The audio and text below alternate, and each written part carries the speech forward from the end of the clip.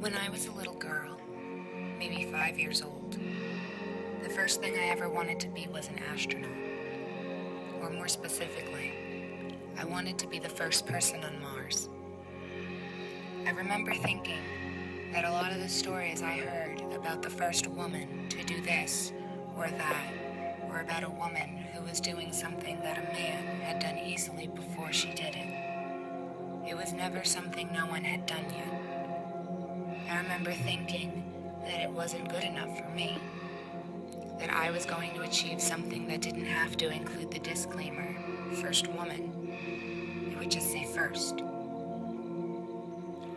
I would stare up at the sky and pick out the stars I knew the names of. I could never see very many because I grew up in a big city, and the lights would always make the sky too bright to see through. But I knew what was behind there, on the other side. My dad lived in the country, and when I went to his house, I could see millions of stars. I could see the Milky Way.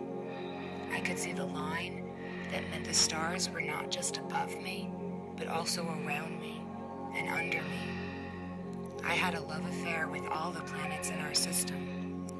I learned that they were all so different because they were made of different materials, and some were colder or hotter because of their distance to the sun. Jupiter is my favorite planet. Its surface isn't solid, but it's heavier than land. It becomes solid only hundreds of miles below the surface, and then it's the coldest ice. I learned that was because of the pressure in the atmosphere, in the air.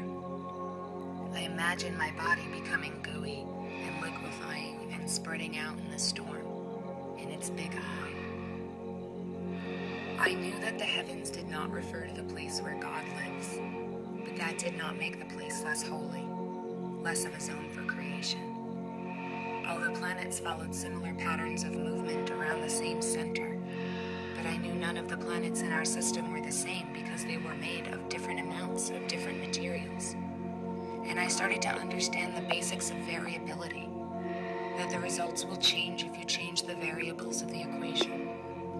I began to see everything around me as a product of the special combination of pieces that went into making it. Everything as the sum of its parts, following similar patterns and producing wildly different results. Space is made up of an uncountable number of systems like ours. The possibility for variation is endless. There are an infinite number of systems playing out similar patterns. But I did not become an astronaut. My initial obsession with space framed the way I interpreted and existed in my environment for the rest of my life. I am one of an infinite number of possibilities capable of endless variation because I can change the materials of my equation through extraordinary creativity.